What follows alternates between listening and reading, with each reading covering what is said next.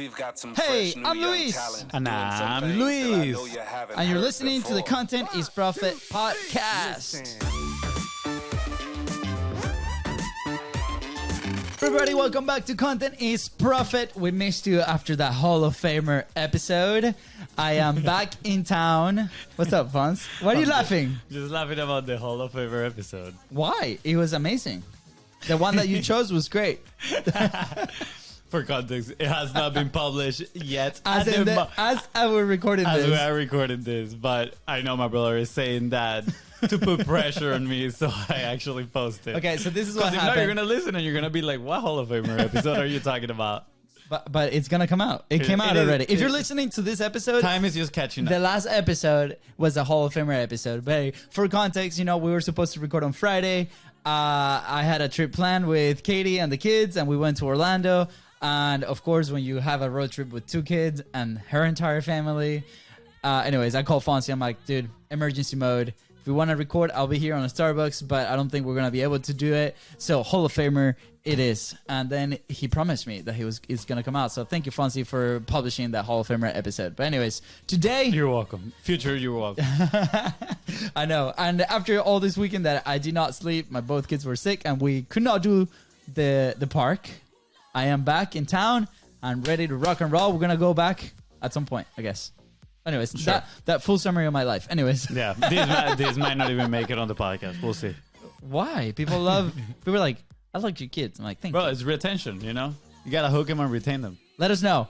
Do you like my personal stories? Probably no. I'm sharing my whole life. Anyways, today we have a special episode. What are we talking about today, Fonz? Today we're discussing an Ad Age article we found that says podcasters impact consumers' purchasing decisions more than influencers, study says. Oh, baby. So this is bad data. There's a lot of data on this, and it's going to be very interesting. Has podcasters replaced influencers?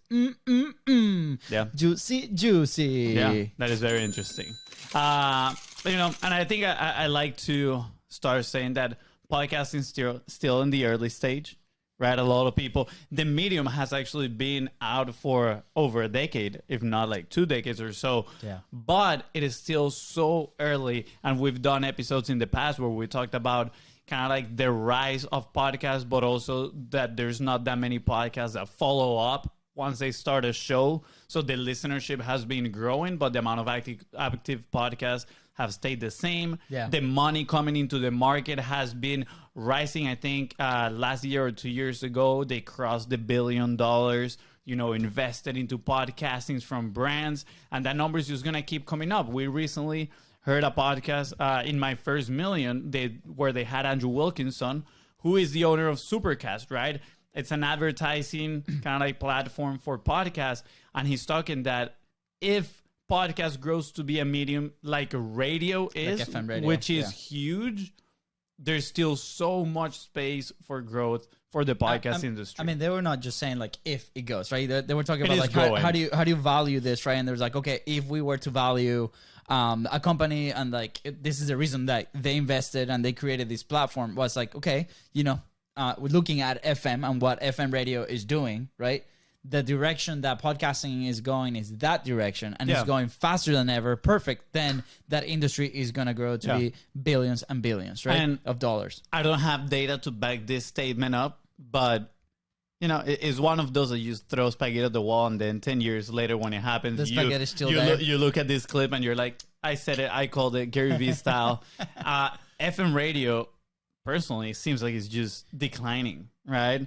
Like with the power of streaming your own music and tuning into your own podcast, pretty much like programming in demand when you are in the car or even in your house, whatever it is that you get your podcast, right? Or your music from. Yeah. FM radio, there's less demand for FM radio. So brands, advertisers, businesses that are in there, they're going to be moving to podcasting, which now, by growing in popularity as well, it is one of the best mediums to develop fans and grow your brand, right? Because how we mentioned in, I think it was like 2-3 episodes ago, people are coming here to know more about the personalities behind the microphone, and you hold their attention for longer. They get to know you better. You get to build affinity. We're going to be discussing all those things in today's episode. but at the end of the day, it's a extremely powerful medium. Yeah, I mean, you would argue, right? We do have a client that they advertise the, 1, 2, 3, 5 figures or more in radio right now a month, right? So they could be working, and I think like every time we talk to them, right, they're like, I'm not saying it doesn't work. We're teaching, so I would love to have this discussion, this conversation with somebody that is actually working on radio today, right? So if you are listening to the podcast and you are in radio, working in that industry, we would love to have you and have that conversation. So we can probably provide more options, right? Because this is another thing that we've done that we've seen a lot of is people recording podcasts for the digital platforms, but also is syndicated as a radio show, which is also pretty interesting, right? Like you are expanding your network. So anyways, that's a asterisk, parenthesis in there. I'll say this. It'll be interesting to see that one client that spends so much in radio spend the same amount on podcast and see what the return is. They're almost there. I think that'll be pretty interesting. I mean, with the content ecosystem, right? Like they're 1/4 of the way there at the moment. I mean, but I don't think they actually go to other people's podcasts and advertise in there. That's what I mean. Oh, okay. On the paid media. Okay, sounds good. So, right, so go over the article real quick and some of the data. Yeah, we have a few key points in here, just so you guys know. I think this part Don't read them. No, I think this is going to be fun. So I went through the article, highlighted the points, but then I was like, you know what? I'm using this awesome AI tool called Barely, which it can give me some like deep dive summaries. And I was like, I want to see the accuracy on this thing. So you have no idea how this is such a big development. I'm still very much against just like pretty much outsourcing your creativity to AI. But for this purpose, I think it's pretty helpful. So I went on AI. So I was like, give me a deep summary on this article to see how good it was compared to like my highlights. And honestly, I was pretty surprised. It pretty much pulled out every single thing that I highlighted. And then obviously I changed some things in here just so we can share them with you. So these are some of the key points from the summary. Don't read them word by word. You got this. Stop it. All right. First, the study was made by Magna and Vox Media, right, that found that podcasters have a big impact on consumers' purchasing decisions than influencers. I'm laughing because I'm actually reading the whole thing. They surveyed 2,000 weekly podcast listeners, right, which they cited podcast hosts as the most influential figures shaping their actions and beliefs. I think those two words are pretty key, actions and beliefs. This could have implications for brands looking to prioritize their spokespeople and brand ambassadors.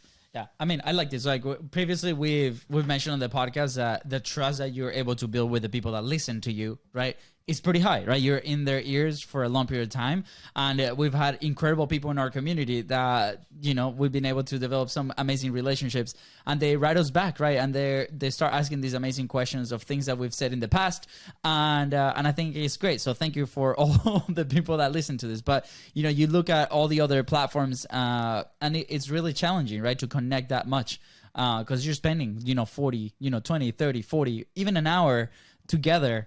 As part of that conversation, right? And I think, some of the podcasts that we like, these are conversations that are happening about a topic, and then you or us as a listener, as a consumer, drop into those conversations, and we start to get to know the podcast hosts, right? The people that they come, and it's just, you become so attached to that if you actually resonate with the message and their personalities, which is great, right? On the host side, I think that's a great filter to start bringing in the people that actually resonate with you, right? And I think this is an interesting topic where a lot of companies go into this thinking they're going to attract massive amount of people. But again, talent is a big element, right? There's so many factors that we're going to be discussing. Yeah. But, I think that has to do with...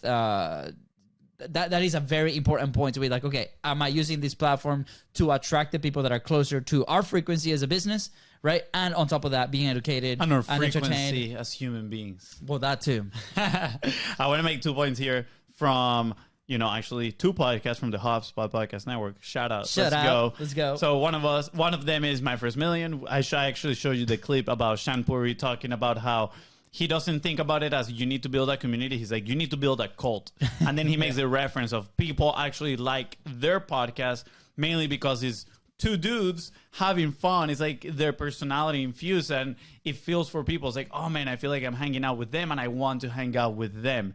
And then the other point, which links to this, is on marketing against the grain. which is a podcast by the CMO of HubSpot.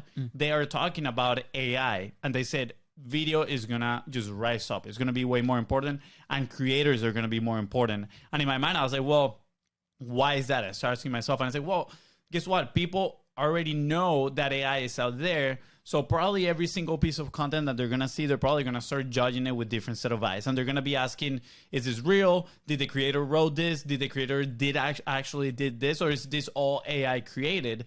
And I think right now, the fact that the creator can be in front of the camera, be themselves until there's AI that can replicate that identically, that's going to bring more value, because I think it brings that feeling of safety. Like, this is an actual person delivering the message and connecting with me. So it's going to be very strong. Now, once AI, and this is, again, another spaghetti at the wall moment, once AI manages to pretty much clone a person and do this, what we're doing right now, all through AI, I think it's going to go back to in real life events and communities.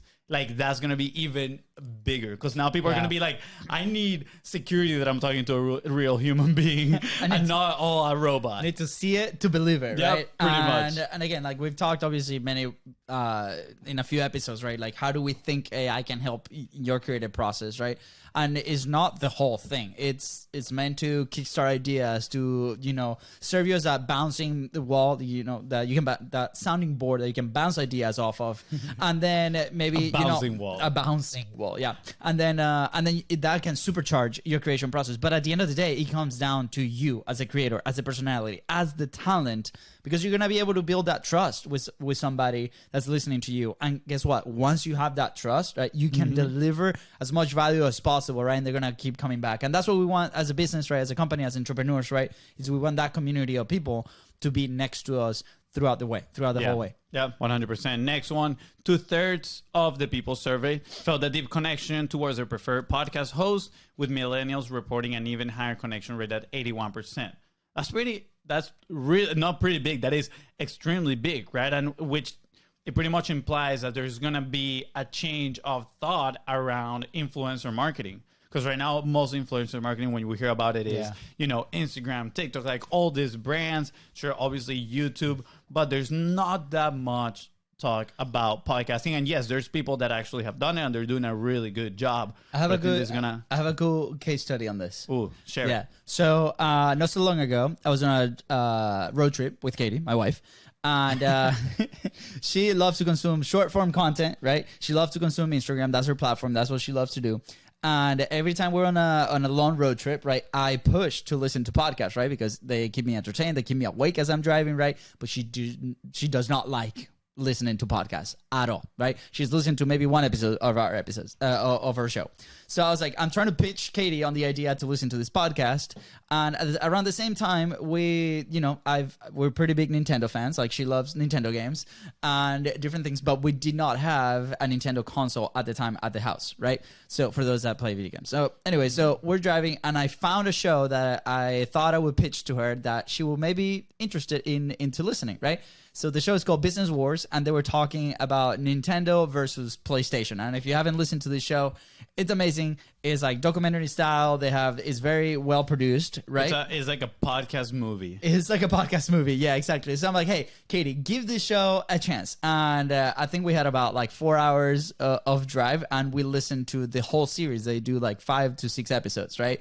And it was talking all about Nintendo, how they rose to the top with PlayStation and the battle and all the things, right?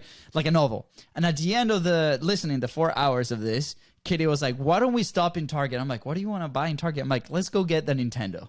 Let's go get the Nintendo Switch. And that's how we ended up purchasing the Nintendo. It's like through this story, right? Through this thing. And of course, there was not a spokesperson for Nintendo at that point, but it drove the decision to go and make a purchase, right? And at the end of the day, that's the job that we want our content to do if we are a company. And that was so exciting, right? Because obviously we were thinking about it. We've seen clips, we've seen the advertising, we've seen everything, but it wasn't until we actually consume a piece of content that was relevant to us, that it was entertaining, right?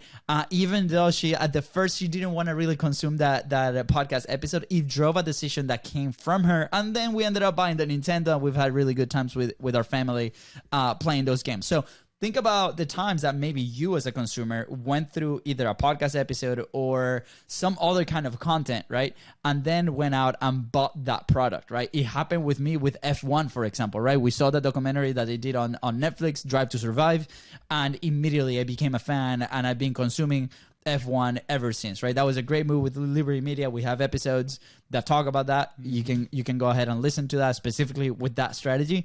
But again, I think this is so incredible, and it backs up this data that connection rate is about 81%. It's so high, right? So we definitely encourage you to start exploring on this medium. Yeah, 100%. And I think you might be asking it, why? Why is that, right? And what comes to mind is length of time spent with somebody potentially increases more the trust with that person. Yeah. And that's why when you are going to buy something online, a course, right, something that requires an investment, you see these hour-long webinars, or you see these very long sales pages. And it's because it is proven that those long-form piece of content, if you retain people's attention for a longer piece of time, they convert better, right? Yeah. And yes, we as human, we like to think that, we have evolved a lot and whatnot, but psychological, actually, we haven't changed that much, right? And you see it, like, there are companies and people that they try to be now minimalist and all these things, and their pages are nice and sleek and they look cool. But guess what? Probably a one-pager long sales page converts better than those. And it's because it is proven that spending a long time with somebody creates more trust. And guess what? When you're swiping away on these apps, you don't have that. So again, there's a place for every type of content. I'm not gonna, go like, this over that. Yeah. But the value of spending time together is clear. It's important to understand what's the role of that piece of content that we're putting out there, right? Like at the end of the day, like for us, this is not just a vehicle to build relationships, but also to, elevate our talent as delivering content to you, for example, right?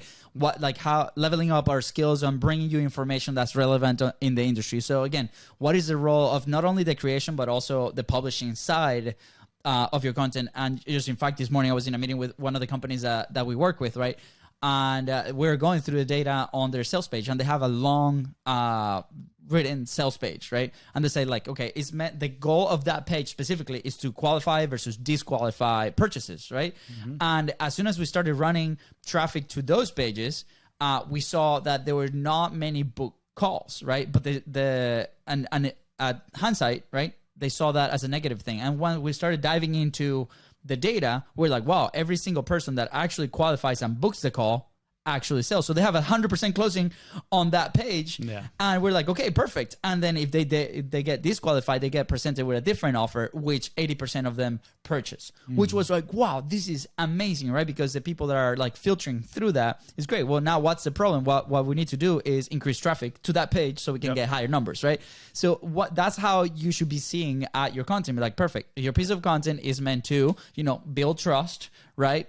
For example, right? It's many jobs depending on what part of the ecosystem is. But for a podcast episode, are we entertaining? Are we delivering value? Are people staying? Are they listening to the whole thing, right? Are they coming to our community, for example? If those three for us happen in our podcast, we're running a successful show, right? Yeah. All right, I'm going to go to the next one. I'm going to actually skip one of these. I think it repeats itself. But this one, podcast hosts are trusted resources for both financial and personal decision-making, according to over 75% of respondents. That's huge, right? And then at the beginning, we talked about how they influence actions and beliefs. And it's not the quiet case study, but I experience that all the time. I listen to this podcast first because I look for podcasts created by people that I look up to, right? That they've done the things that I want to do, or they're living the life that I would like to live. And that's the type of people I'm going to take advice from, right? And it's never been easier in the history of humanity to get access to people's knowledge. So before, sure, you needed to be an apprentice. Like the mentor had to be right there with you, teaching you things. Nowadays, anybody literally can be your mentor. All these podcasters, right, that have a wealth of knowledge, you can tune in and download all that information into your brain and put it to use immediately. For example, I think 2 days ago, right? We're opening a new coffee shop, donut shop. My girlfriend's family is doing that, and I'm helping them. So I went and I work all day with them. At the end of the day, we were sitting in the car. My girlfriend was super tired. She's like, oh my gosh, what are we going to do? You know, like we need to take some time. We haven't been able to spend so much time together, etc. And I was like, look, like there's going to be cycles, right, in our life where we're going to have to focus and work pretty hard and work some hours. And then there's some other times that, sure, we're going to get to, you know, maybe spend more time together, do more things, etc. And, you know, we were having that discussion, not to go too deep in it. And I was like, let me show you something. And a few days before, I heard this podcast that was talking about that problem, right? And I pulled up the clip that I had and I showed it to her, and it was this guy talking about, hey, in a relationship, what you need is actually buy-in. You need buy-in from your partner. You need to sit down and tell them, hey, this is a plan. This is what I want to do. This is what I want us to do, right? And get them to buy in to the process so there's no resentment whatsoever throughout the journey. And of course, in the podcast, it was explained and delivered way better than what I just kind of like butcher. But she heard it and she was like, I understand. And it's a great point. We should sit down and talk and see where we want to go and understand that this is a process, right? And she is an inversion. She has an active investment in this donut shop that they're opening, right? So she has to understand too that obviously she's butting in there and she's gonna have to put some hours as well. Yeah. So I think it's amazing the fact that you can just go in there, learn, and immediately apply it to your life.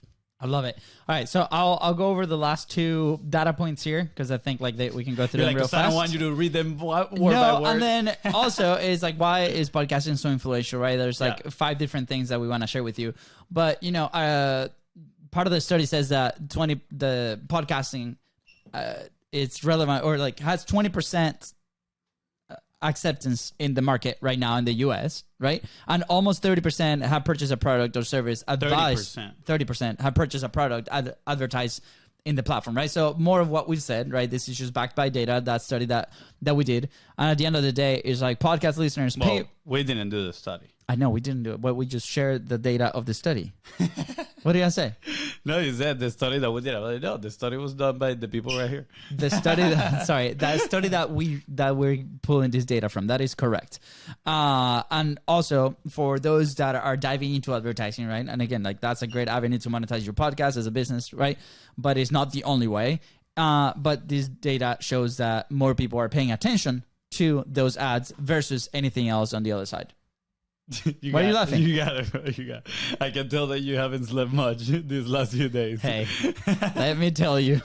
It's okay. When you have 2 kids No with tangent. you brought it up. Let's go. When you have 2 kids with step throat and you share a room with your entire family on a vacation, it can get pretty intense. Anyways. Right. Read the last point. I already did. It's about the people trusting ads more in the podcasting platforms than in any other. Oh, man. All right, So, cool. Any okay. comments on those 2 points? Nope. right. Why is podcasting so influential? Yeah. Tell me. All right, cool. This comes from experience and from working with podcasts for the last 4 years as well, right? And as well also from learn from some experts, right? Like some shared knowledge in here. First one is affinity. Podcasting builds affinity. How do we define that? A spontaneous or natural liking or sympathy for someone or something. Pretty simple. If you spend time with somebody, right, sure, there is the opportunity that you're not going to like those people, or you're not going to come back. But if you keep coming back, you're building affinity, right? People are going to start liking you. Now, what else? Advocacy, public support, or recommendation for a particular cause or policy. So we have a clear message. Publish, publish, publish. Be as consistent as you can. Have a long form piece of content, aka a podcast, and leverage that to create more content to be everywhere in the internet, right? Guess what? The more you listen to us, the more of an advocate you become to that message as well. Authority and influence. Again, showing up consistently makes you the expert. I think a great example of that is Alex Hormozi. He said, I posted my podcast for like 6 years with nobody listening, and then guess what? Who is the expert right now on offers and like acquisition and building businesses? I would argue that he's like number one right now. Yeah. I mean, I want to, put a little asterisk here on authority and influence and be the expert. You can also have people coming to your podcast, right? Because that's one of our messages, like, how do you build relationships that scale? Through your show, right? But at the end of the day, it's not an interview, right? It's a conversation. Make sure that your points of view are also shared in that conversation that you're having with your guests, right? They're coming to your platform. And obviously there's a what's it called? Quid pro quo, right? Where you guys help each other out on the topic side and that. So a lot of people get this very wrong at the very beginning, and we did, right? We tackle these conversations from, and we want to learn from this expert that's coming. Did I say it right? Yeah, Quid pro quo, baby. Let's go. I'm going to read the definition, and then I'm going to read the example that says here. Quid pro quo, a favor or advantage granted or expected in return for something. That's perfect. Yeah, it is good. But now look at the example. The pardon was a quid pro quo for their help in releasing hostages. Oh, wow. Okay. I went south quickly. But anyways, at the end of the day, like, how do you build authority and influence while still developing these relationships is by having conversations, not interviews in your podcast. So if you want to know more, just let us know. We're happy to support you in there. But again, you don't have to do it by yourself, right? You can bring somebody in your 100%. platform and then share your points of view in that conversation. We should probably make an episode just on the ladder of influence that we've discussed previously. Oh, baby. All right, cool. Point number 4 on why is podcasting so influential, and it is relevancy, right? Because again, you start becoming the source of insight. People consume content to either be entertained or be educated, right? And a lot of people, you've probably heard this phrase before, this word, edutainment, right? You're educating them while at the same time providing entertainment. Hopefully that's what we're doing over here. And by doing that, you become the source of insight, right? You are helping these people. You're taking work away from them, right? Instead of them having to go and see all these sources, they trust you and they know you're doing the work to bring the most concise, clear, and truthful information in front of them. So you become their source of insight. You are relevant to them. And last, and honestly, one of the most important, because without this, they're not going to move on and take any action that you ask them to take, whether that is just following your podcast, whether that is buying a product, or whether that is joining whatever ecosystem you got going on inside of your business. And that is trust, right? A firm belief in the reliability, truth, ability, or strength of someone or something. Yeah, I mean, I want to add to the last one, right, on trust. Is not just the people that are coming, inbound to listen to your podcast or to listen to your platform or to watch your content, right? Is you can use these episodes to build very specific customer journeys on the back end of your company, right? If you have a sales team, if you have an outbound strategy, right? If you're communicating with people on the phone or email, right?